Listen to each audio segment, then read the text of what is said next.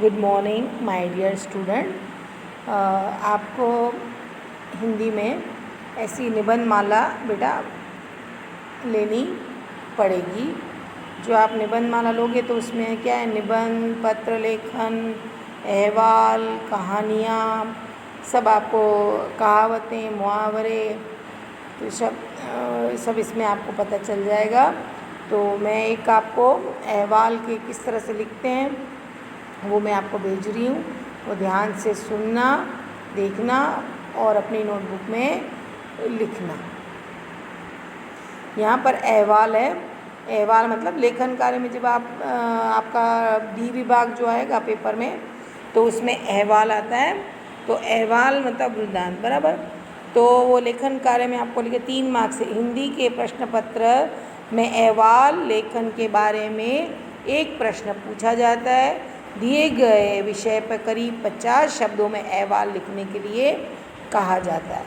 अहवाल लिखते समय निम्नलिखित बातों का ध्यान रखना चाहिए। अहवाल लिखने के लिए दिए गए विषय को भली भांति समझना चाहिए। कौन सा विषय है, आपको कौन सा टॉपिक दिया है, पारितोषिक दिया है मतलब कि इनाम वितरण बराबर, शिक्षक दिन दिया है तो मतलब कि आपके टीचर डे की सेलिब्रेशन है बराबर।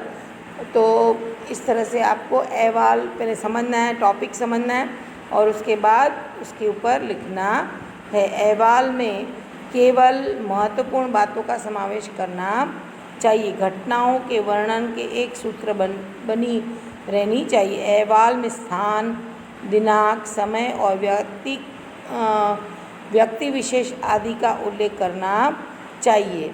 अहवाल सरल भाषा में लिखना चाहिए। वर्तनी और भाषा की शुद्धि, विराम चिन्हों का प्रयोग आदि बातों पर ध्यान देना चाहिए बराबर। तो मैं आपको एक अहवाल लिखवा रही हूँ, वो आप मेहरबानी करके देख लो बेटा और अच्छे से उसको लिखना है, ठीक है। आपकी व्याकरण की जो आपने बुक बनाई है ना उसी में आप अहवाल लिखना, ठीक है। तो इसमें अहवाल का दिया हुआ है मैंने एक, अपने स्कूल में मनाए गए शिक्षक दिन के बारे में करीब 50 शब्दों में अपनी भाषा में अहवाल लिखिए। इसके मार्क्स होते हैं 3 मार्क्स होते हैं, ठीक है। अमरेली 6 सितंबर 2015। कल यहाँ से गांधी सदन हाई स्कूल में शिक्षक दिन बड़े उत्साह से मनाया गया। इस अवसर पर विद्यालय में 25 शिक्षक शिक्षिकाओं का सम्मान किया गया। विद्यालय की तरफ से प्रत्येक शिक्षक को शॉल तथा श्रीफल दिया गया। विद्यार्थियों ने भी उन्हें तरह तरह के उपहार दिए। 10वीं कक्षा के छात्र अमरीश देसाई ने अपने शिक्षकों के प्रति कृतज्ञता व्यक्त की, मतलब कि वक्तव्य दिया, ठीक है ना, और थैंक्स बोला उनके लिए। विद्या सदन के आचार्य तथा शिक्षकों ने अपने आशीर्वचन में विद्यार्थियों की अनुशासन का पालन करने तथा लगन से विद्याभ्यास करने का संदेश दिया। राष्ट्रगीत के साथ कार्यक्रम का यहाँ समापन हुआ। इस तरह का जो अहवाल है वो अलग अलग टॉपिक पे होता है। इस तरह मैंने आज आपको शिक्षक दिन पे लिखा है। ऐसे वृक्षारोपण का भी आयोजन अपने स्कूल में हुआ, इस तरह का भी होता है, ठीक है। अपने विद्यालय में पारितोषिक वितरण समारोह का करीब 50 शब्दों में अहवाल दीजिए, ऐसा भी होता है। तो आप बाल उत्सव का आप अहवाल लिख सकते हैं, ठीक है। तो अलग अलग आता है, एक आपको नमूने के तौर पर मैं बताया और ये शिक्षक दिन का आपको लिखना भी है, ठीक, क्लियर, आई बात समझ में, ठीक है। कोई भी जैसे पुस्तक प्रदर्शनी का आयोजन किया गया है, यहाँ अपने देखते हैं कि गांधी जयंती का अपने अहवाल, ठीक है। तो इस तरह से हम अहवाल के बारे में जानेंगे और ये अहवाल किस में लिखेंगे बेटा, व्याकरण की बुक में, ठीक है। तो अच्छे से इसको लिख लेना और आपको समझ में आ गई। इस तरह से एक बुक ले लेना जिसमें आपको नमूने और भी दिखाई देंगे। थैंक यू बेटा।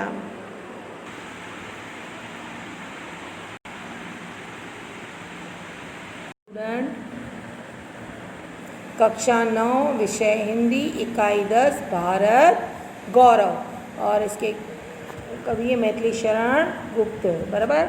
ये भारत की गौरवता को बताने के लिए यहाँ पर कवि परिचय भी दिया गया है। मैथिली शरण गुप्त के बारे में यहाँ बताया गया है, उसके जीवन काल में उन्होंने क्या क्या किया, उनका जन्म से लेकर कि मृत्यु तक का, भारत की महिमा पूरा उन्होंने किस तरह से वर्णन किए, एक एक चीज़ जो हमें यहाँ पर दर्शाई है, एकदम दिल को छू जाने वाली है। भारत का गौरव किस तरह से वहाँ पर कवि परिचय। जन्म सन मैथिली शरण का 1886 और निधन 1964 ईस्वी में। जन्म स्थल कहाँ पर है? झांसी जिले में चिरगांव में। आई बात है, मैथिली शरण गुप्त का जन्म झांसी जिले में चिरगांव में हुआ था। बाल्यावस्था में ही कविता में इनकी रुचि थी। इनकी प्रारंभिक रचनाएं हिंदी की पत्रिका सरस्वती प्रकाश हुई। महावीर प्रसाद त्रिवेदी के प्रोत्साहन ने इनके कवि व्यक्तित्व का परिष्कार कर दिया। राम भक्ति को सरोकार पारिवारिक संस्कारों ने इन्हें राम काव्य लिखने के लिए प्रोत्साहित किया और तत्कालीन राष्ट्रीय परिस्थितियों से प्रसिद्ध हुए।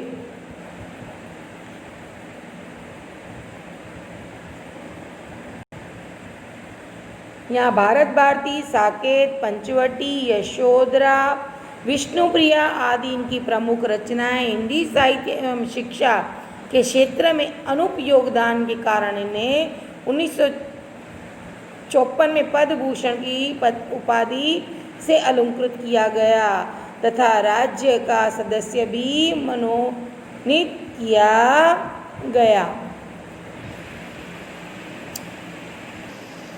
प्रस्तुत काव्य भारत भारती से लिया गया है। इसमें 3 खंड में देश का अतीत, वर्तमान और भविष्य चित्रित है। गुप्त जी ने भारत के अतीत का गौरवशाली क्या किया है? चित्र प्रस्तुत किया है और इन्हीं विशेषताओं के आधार पर उन्हें क्या मिला? विश्व के सिरमौर बराबर पद पर प्रतिष्ठापित किया गया है।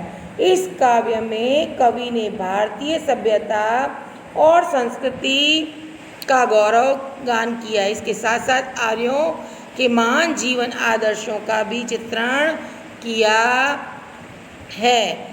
बराबर यहाँ भूलोक का गौरव, पृथ्वी का कितना सुंदर हिमालय पर्वत, बराबर गंगा जल, ये सब यहाँ की देन है। इस काव्य को हम क्या करेंगे? पूरी तरह से समझेंगे बराबर, और इस काव्य के बारे में पूरी तरह से कवि ने जो अपनी राय दी है उसे समझेंगे। यहाँ का है भूलोक का गौरव, प्रकृति का पुण्य लीला स्थल कहाँ? फैला मनोहर गिरी हिमालय और गंगा जल जहाँ। संपूर्ण देशों से अधिक किस देश का क्या उत्कर्ष है? इसका कि जो ऋषि भूमि है वह कौन? भारत वर्ष है। आई बात समझ में? यहाँ पर एक शब्द है भूलोक। भूलोक का अर्थ है पृथ्वी पर बसा हुआ संसार। गौरव का अर्थ है सम्मान, प्रतिष्ठा। पुण्य का मतलब है पवित्र। लीला स्तर का क्रीड़ा भूमि। मनोहर मतलब कि मन को हरने वाला, सुंदर। उत्कर्ष मतलब उन्नति और सिरमौर मतलब सरदार बराबर। यहाँ पर देखो क्या कहा गया है कि वह स्थान कहाँ है जिस पर संसार को क्या हो? गर्व हो। और जो प्रकृति की पवित्र क्रीड़ा भूमि है वह स्थान कहाँ है? वही है जहाँ हिमालय पर्वत है और जहाँ क्या है? गंगा नदी बहती है। यहाँ पर प्रश्न किया गया है कि अगर स्वर्ग धरती पर है तो वो कहाँ है?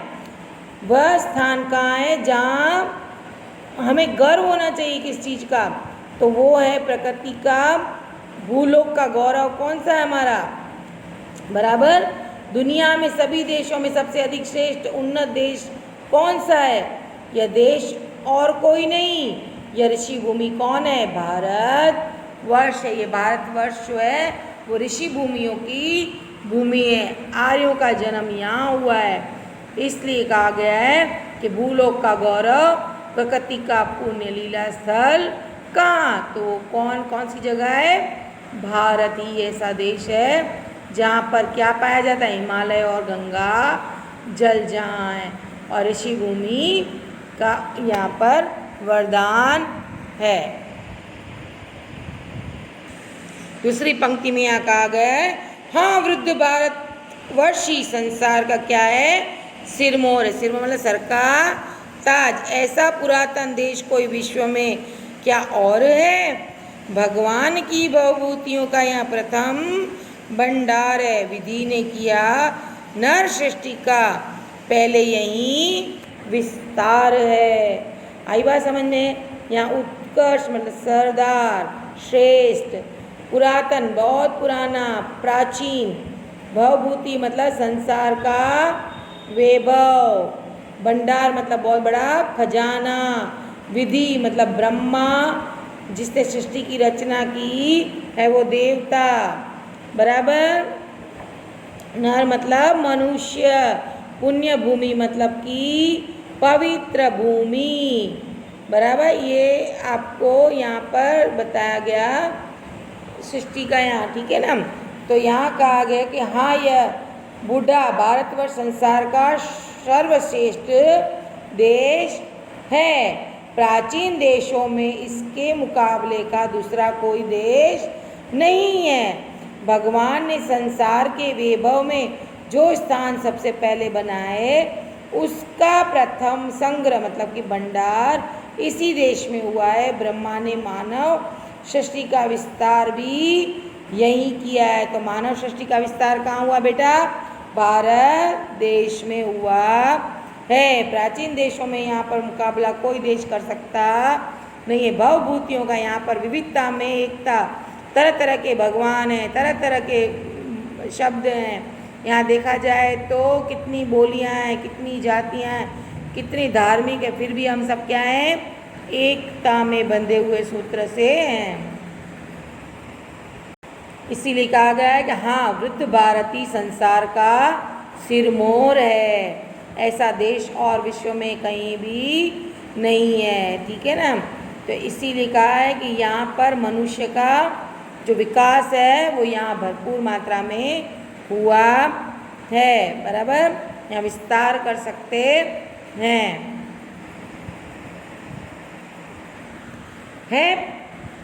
यह पुण्य भूमि प्रसिद्ध है। इसके निवासी आर्य हैं। इसके निवासी क्या हैं? आर्य हैं। विद्या कला कौशल्य सबके सर्वप्रथम आचार्य हैं। संतान की आज यदि भी हम उदोगति में पढ़े, यह चिन्ह उनकी उच्चता के आज भी कुछ हैं खड़े, बराबर। यहाँ पर देखा गया है कि तीसरी पंक्ति में समझाया गया है, उसके लिए कहा गया है कि आचार्य मतलब शिक्षक, आदर्श, आचार का आचरण करने वाला, उदोगति मतलब अवंती, दयनीय दशा, उच्चता मतलब कि मानता, श्रेष्ठता, जो लोग उच्च भावना रखते हैं, उच्च विचार रखते हैं, जो श्रेष्ठता होते हैं। स्वार्थ रत्न केवल अपना ही लाभ देखने वाले, बराबर।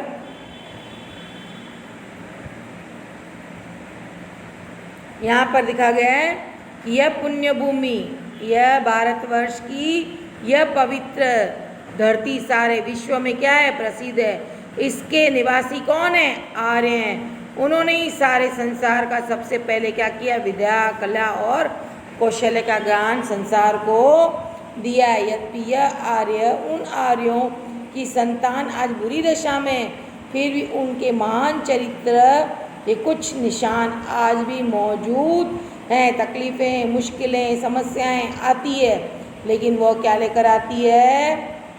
समाधान लेकर आती है। तो ऐसे के बुरी दशा में फिर भी हम उनके मानव चरित्र के कुछ निशान आज भी यहाँ मौजूद हैं, जो हम देख सकते हैं, बराबर। आई बात समझ में? तो यहाँ पर पुण्य प्रसिद्ध है, जिसके निवासी कौन है? आर्य। आर्यों की जाति। कहाँ पर जन्म हुआ आर्यों का? भारत देश में।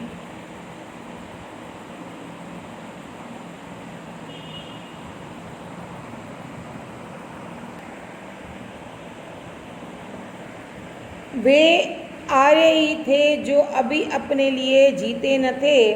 वे स्वार्थरत हो मोह की मदिरा कभी पीते न थे। संसार के उपहार हित जब जन्म लेते थे सभी, निश्चेष्ट होकर किस तरह वे बैठ सकते थे कभी, बराबर। यहाँ पर ये बताया गया है कि स्वार्थ केवल अपना ही स्वार्थ देखना, मदिरा मतलब शराब निश्चेष्ट में निष्क्रिय चेष्टा रहित। आई बात समझ में? तो यहाँ पर प्रस्तुत काव्य के जो भावार्थ है वो इस तरह से समझाया गया है कि वे आर्य ही थे जो अपने जीवन को कभी अपना नहीं समझते थे। परोपकार के लिए उनका क्या हुआ था? जीवन। बराबर। तो उन्हें कभी अपने ही लाभ का मोह नहीं होता था। वे संसार का उपकार करने के लिए जन्म लेते थे, फिर भी निष्क्रिय होकर कैसे बैठ सकते थे? निरंतर उनके अंदर कोई ना कोई भावना ऐसी आती और वो कोई ना कोई कार्य करते रहते थे। भारत की पुण्य भूमि में उनका जन्म था, तो वो चाहते थे कि निरंतर हम कुछ न कुछ कार्य ऐसे करें जैसे कितना भी उनका जीवन को सार्थक बनाने के लिए वह कार्य करते हैं। आई बात समझ में? तो ये आर्य ही थे जिनका जीवन अपना नहीं, वो दूसरों के लिए पर उपकार के लिए उनका जन्म हुआ था। वो हमेशा स्वार्थ, वो अपने स्वार्थ के लिए कभी भी लोभ मोह माया उसमें नहीं हो, दूसरों का फ़ायदा किस तरह से हो, दूसरों की मदद किस तरह से हो, इसी के उपाय और चेष्टा में वो लगे रहते थे।